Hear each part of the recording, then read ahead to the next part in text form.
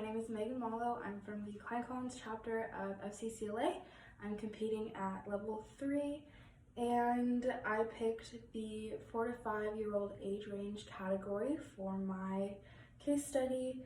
I planned a number counting activity in the community helpers subject area and I focused on dentists. So in my resource box, I have my activity planning form, and then I have the activity and the literary extension that I picked for this activity. So I will present this case study to you as if I was presenting it to the children that I teach at school. So welcome everyone, thank you for joining me. So today we are going to be learning about dentists. Has anybody been to the dentist before? Have they ever had a toothache or they needed to get their teeth cleaned and their mom and dad took them to the dentist? Has anybody gone before? I've gone to the dentist a lot of times, and let me tell you, the dentist is not my favorite, and neither is this crocodile's favorite. He does not like going to the dentist. And when we read this book, I want you to look and see why you think he's at the dentist and what you think the dentist is doing to him. So this is The Crocodile and the Dentist by Taro Gomi. I really don't want to see him, but I must. I really don't want to see him, but I must. So why do you think the dentist is afraid of the crocodile? It's just a crocodile, right? Let's keep reading. Look, the crocodile and the dentist are scared of each other. I would be more scared of the dentist. Shall I go through with it? Shall I go through with it? I must be brave. I must be brave. So do you think both of them are a little scared right now? If I was a dentist and I had to work on a crocodile, I think I would be pretty scared. I'm so scared. Look, what do we see in his mouth? Does that look like a cavity? Does anybody know what a cavity is? Can anybody tell me? A cavity is when you have an owie on your tooth and it gets rotten, and the dentist has to scrape out all that rotten stuff and put some good stuff inside, and he seals it up, and that's called a filling. So I think the crocodile is at the dentist because he needs to get his cavity taken away. But the dentist is a little scared, huh? He says, I'm ready for the worst. Ouch! So look, the crocodile bit the dentist. That wasn't very nice. What an awful thing to do. But getting angry won't help. And look, we see the dentist is starting to fill in that filling with some good stuff. So he's making the crocodile's teeth feel so much better than they did before. Not much longer. And look, we see he's putting the final touch right on that tooth, so it doesn't hurt anymore. Whew. Look, they're both so relieved that they are all done. Thank you so much. See you again next year. I don't really want to see him again next year. So why do you think the crocodile didn't want to see the dentist? Because his tooth hurt and he did not want it to get filled because it is an owie. It does not feel good. So what do we do to prevent cavities? Well, I can think of one thing that we do every morning and every night. Can anybody tell me what they do before they eat breakfast in the morning and after they eat dinner at night, I brush my teeth. And brushing my teeth helps prevent cavities like the crocodile, so that we don't have to be in pain like he was. So today I have some teeth.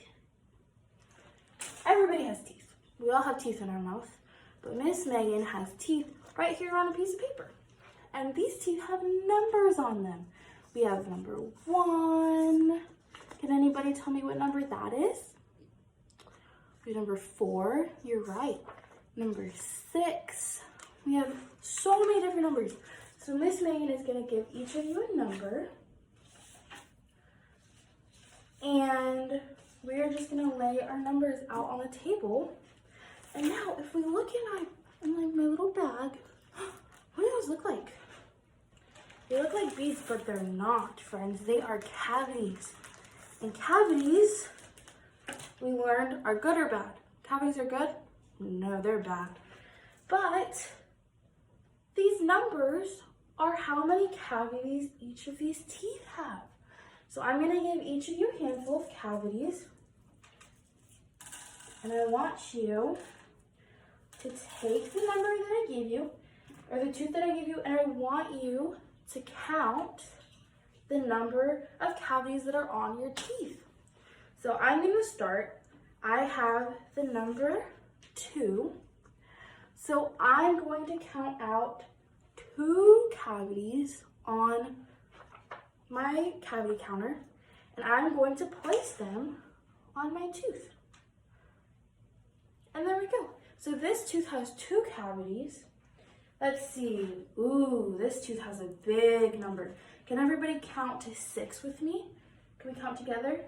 1, 2, 3, 4, 5, 6. That tooth has 6 cavities. That is so many. Now, if I have 6 cavities, and on my other hand, I have 2 cavities, which hand or which tooth has more? This one or this one? I think it's this one, right? Okay, so everybody finished counting their cavities. Everybody has their cavities. Okay, so now that we have our cavities, we don't want them there anymore, right? So what can we remember that we do when we don't want cavities in our mouth? We brush our teeth. That's right. Okay, so I want everybody to brush their teeth. Brush, brush, brush, brush, brush. All those cavities are off our teeth. And look, they're so shiny and new. Okay, now can everybody tell me one thing that they learned about cavities? They're bad. That's right. We brush our teeth to prevent them. Good. All right, friends. Thank you so much for listening and for helping me count our cavities. So that is the activity that I would do with the children, and this helps their rote counting. This helps their number recognition. This helps them visualize the number on the tooth and count out the correct number in order to get that connection going in their brain. It also helps them be aware of personal hygiene and how important it is to brush our teeth. And one of the skills that planning this lesson and executing it really helped me learn was how to tie in a conclusion. Writing a learning objective was pretty easy for this lesson, but it was just tying it in and concluding it. Something I really liked about this activity planning form was that at the bottom it says, or it asks you how I can tell that I successfully taught this learning objective. And I really like that because it helped me think as I was planning what I could do if I couldn't answer that question, what I could do better to see how this learning objective was getting taught successfully. One of the obstacles that I ran into was definitely COVID. With the dentist topic Obviously, you can do a lot with your mouth. You can do visuals. You can just do a lot, but because of masks, it's hard to see mouths. It's hard to see when you're trying to enunciate letters and numbers and counting.